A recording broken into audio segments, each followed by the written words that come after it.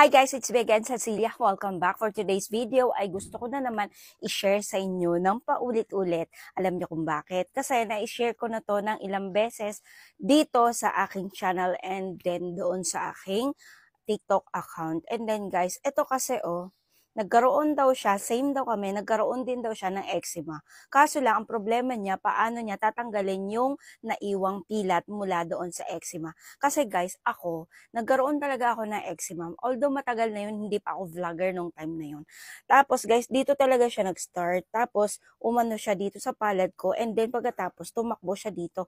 Guys, nawala ang pilat. Nawala ang pilat dito. Ayan. Ito talaga siya, Ayan siya. Diyan siya nag-start. Paano nga ba ako nagkaroon noon? Eczema. Hindi ko talaga alam. Sabi nila, baka daw nahawa ako or baka sa basta, yun ang pagkakasabi sa akin, baka daw nahawa ako. Kasi wala naman kaming, naman kaming lahi talaga na merong eczema. Pero itong eczema ay totally skin allergy.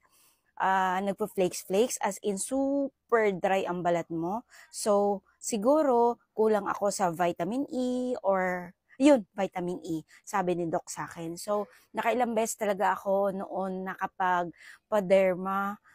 Pero disclaimer lang guys, hindi ako doktor din ha. Si-share ko lang sa inyo kung ano yung na-experience ko, okay? So, etong Elica cream, luma-luma na kasi hindi ko talaga tinapon yung aking huling Elica cream. Kasi darating yung panahon na mag-share talaga ako nito. Tama nga ako.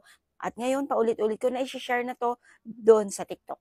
So, ito ngayon guys, mag-share ulit ako. Kasi, yung eczema, umuulit talaga yon kapag sobrang nagda-dry na naman yung balat nyo. Kaya kailangan talaga mag-moisturizer tayo palagi. At alam nyo ba, gusto ko rin i-share sa inyo kung ano yung pinaka gusto kong moisturizer para sa balat ko. Guys, wait, kukunin ko. Tada, ang bilis ko, 'di ba? Ito yung ginagamit ko, guys, petroleum jelly. Malimit talaga ako bumibili nito ng malaki na. Kasi gusto ko yung buong katawan ko nang ina-applyan nito, lalo na bago ako matulog. Petroleum jelly ang the best moisturizer para sa balat natin na merong allergy. Yes, danas na danas ko yan at hindi ako nagpapawala nito.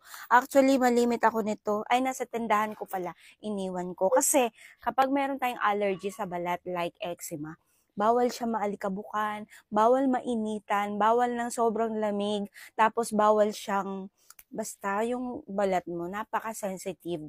Basta unang-una, napapansin ko, bawal kang naaalikabukan. Yun, ganun. Kasi, kapag naaalikabukan ka, I'm sure mangangati ka na naman. Tapos, nagda-dry na yung balat nyo.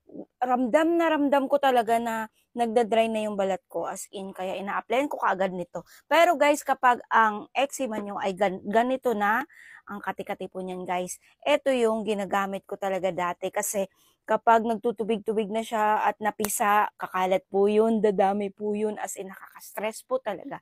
And then ngayon guys, dahil may pilat, ito nga yung pinoproblema niya. Nag-iwan daw ng pilat doon sa yung may damage ng eczema. Guys, ito yung i-share ko sa inyo. Kahit anong pilat, scar, lang mula sa pimple scar, acne scars, or paso, or whatever, kahit anong scars, agapan nyo kaagad nito, mas mabilis po talagang gumaling. Alam nyo kung bakit wala yung scar ko dyan mula sa eczema? Ayan. Yan. Kasi itong scar remover na ito, Contractivex Gel, ang ginagamit ko. Guys, paulit-ulit ako talaga nito, nag-share. Kasi ang dami-daming nagtatanong sa akin about dito.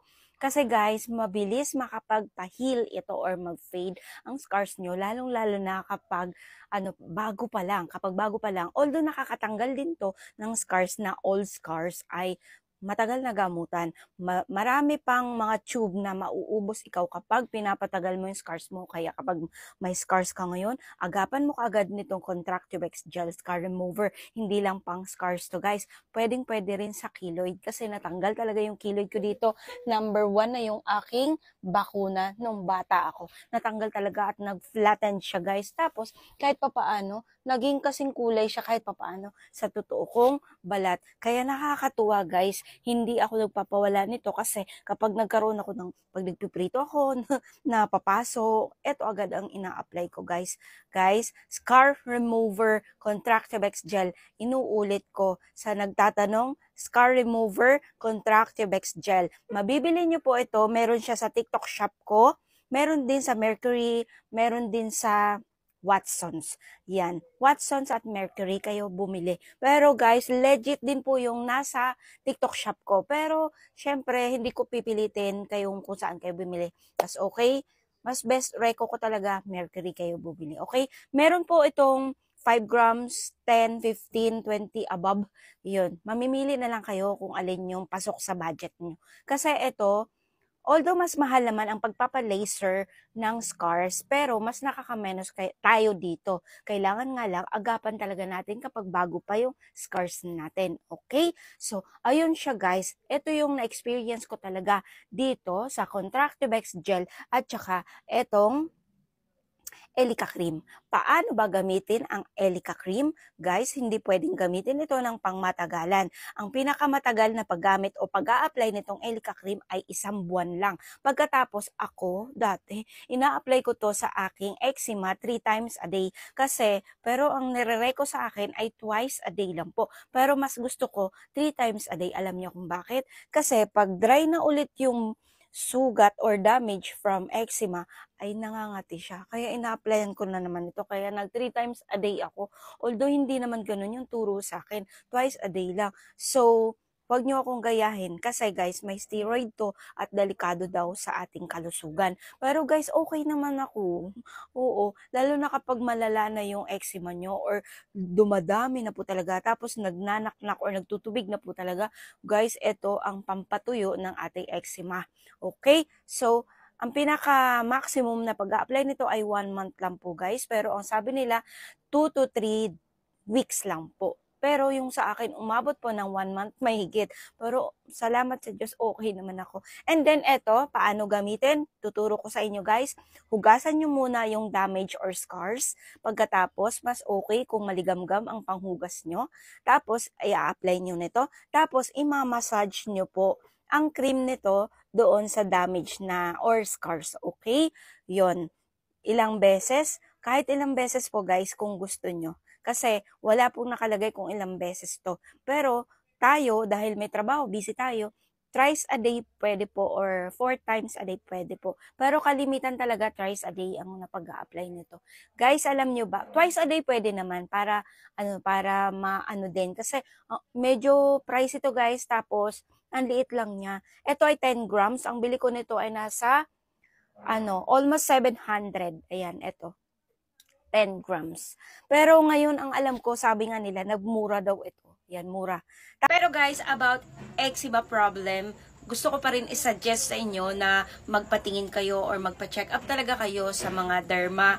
Kasi, mas maigi na rin na malaman nila kung ano talaga yung problema nyo dahil baka mamaya hindi po ito eczema lang kasi maraming klase po ang mga sakit sa balat like psoriasis and eczema. Psoriasis, I think mas malala po yun sa eczema pero pareho silang makati. Oo, kaya kailangan nyo pa din magpatingin muna bago kayo gumamit ng kung ano-anong gamot. Kasi kapag about sa gamot ay delikado na po yun. Kaya kailangan po talaga ay kapag eczema, kailangan nyo po muna talaga magpa-doktor or magpatingin sa derma. So that's it for today's video. Maraming salamat na may natutunan na naman kayo mula sa akin at gusto ko rin naman talaga makatulong sa inyo. Bye!